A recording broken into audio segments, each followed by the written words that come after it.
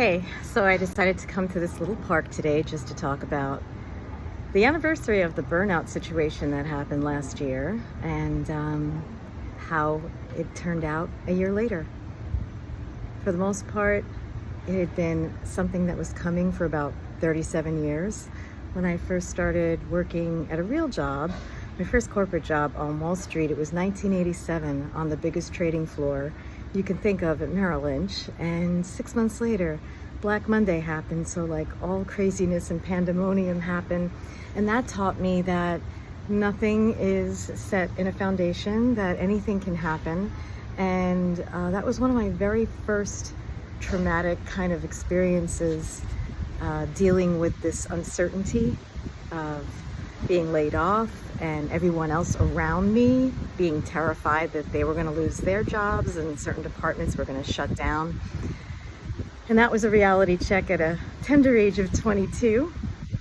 And as time went on, in 1993, that's when the bombing of the basement of the World Trade Center happened, and our building was attached to it, and we could feel the rumbling of that of that bombing, and we were not permitted to leave. And that was also very scary because you don't want to lose your job, but you also don't want to lose your life. And so that was pretty traumatizing, and also trying to get home from that situation where you have the helicopter that was trying to take people from the top of the Trade Center back to the parking lot of the window where I was sitting at Merrill Lynch, and then trying to get home that day, realizing that there was a bombing in the building next to you. So that was 1993. And then in September 11, 2001, I was supposed to be in that building that day, and for some reason I had a professional conference in Midtown. And when the planes hit the towers, I had friends that were working on the trading floor right next to that building, and somebody I knew had a breakfast at the top of the Trade Center that day that was suddenly gone. And also trying to get home from that situation from Midtown to Brooklyn, another traumatizing situation. So I look back on my career, and not only these things happen with the building, but you multiply all the different kinds of like sexual harassment that went on, assaults that went on at the companies, and no one protecting you, or they just kind of turn a blind eye. Fast forward to multiple different types of layoffs, buyouts. What I learned in corporate was that nothing was safe. You could work as hard as you can, but it didn't matter. It didn't matter. Things can happen, and I just figured I had to suck it up. Keep working hard and proving myself and working above and beyond. And the reason why I was doing that was because I was looking around me, seeing that everybody else was kind of doing the same thing, and you don't want to be the odd guy out. So you continue to do what they're doing. You work through lunch, you work through breaks, you just don't leave your desk.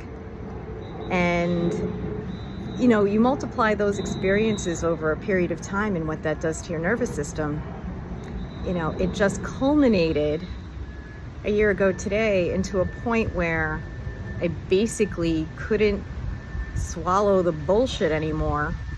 And I decided to speak up, say something for myself, came out very emotionally, and went to the hospital that night because I'd never exploded in a way where, because I always kept things to myself, I never exploded in that emotional way before in front of people. And I knew, I was like, this is it, it's over. Nobody's going to work with me. I don't blame them, because like, who wants to be around that? But it was just a combination of all these things over time.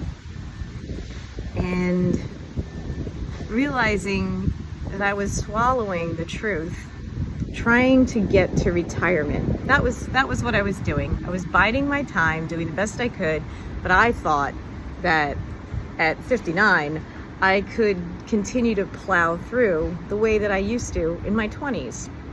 That really wasn't happening. And menopause showed up, and I started to get seriously anxious. COVID happened. I started working from home and realized the beauty of COVID, if there is a silver lining on that, is I realized that I was an introvert all this time. I felt at home, I felt at peace, no noise, I could get my work done, I could focus. Things got so bad neurologically, I was concerned that I was ADHD, I was on the spectrum of autism. Like, I saw these videos and I was like, I relate to this. I got tested, it turns out I was just like highly anxious, getting panic attacks. And funny enough, the panic attacks were happening like right after 9/11, which was interesting. When I look back on the entire history of everything, as I laid in the hospital bed a year ago this week, and I said to myself, no more, I'm not doing this anymore. I know I have to make a living somehow, but I'm not going to put myself through all of that. And part of my responsibility was speaking my truth all along the way, not being a people pleaser, but also you're looking around you and watching what everyone else is doing, and nobody else is speaking up either about how unfair things might be, or just that there are things here that are happening, they're just not right. And I decided in that hospital bed that I was just going to figure out my next steps. And my next steps were to hire a burnout coach. And I did that. And she was lovely. Figure out what I wanted to do for a business and design it in a way that was going to honor my nervous system, was going to honor my energy levels, work with people that lit me up, work with people that I felt safe with. And that's why I decided to work with other women coaches who are starting out brand new.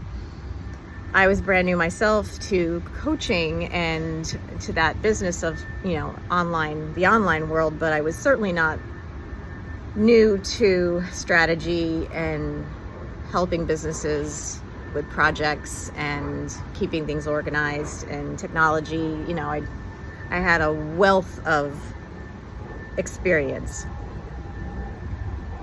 But I wanted to help new coaches because I was experiencing just how scary it was when you're first starting out with your business, and all the things that you needed to balance and manage at the very beginning. And I had a kind of a brain where I could compartmentalize everything and sort it out.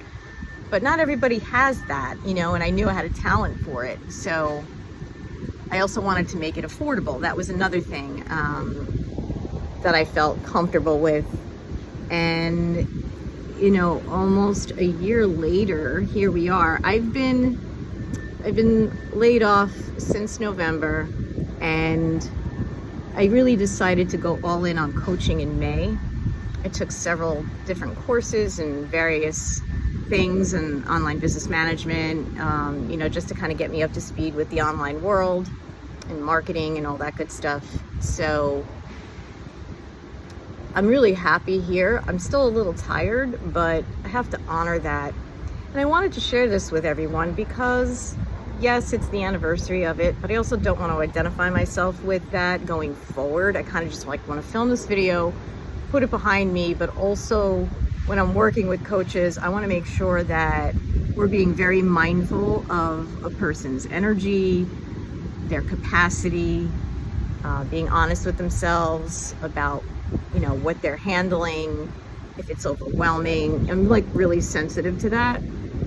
So that is kind of why I'm filming this as well, because it is really an integral part of my coaching and making sure other people don't burn out, especially when you're new. So that's the history from 1987 till present day. I'm glad that I did finally make the decision to go into coaching. I would say that I was too afraid to start a business years ago because I was relying on the safety of a steady paycheck, but nothing's safe quite frankly, and the economy has changed, the job market has changed. If there's really any time to start a business, it's definitely now. So I feel like it's perfect timing.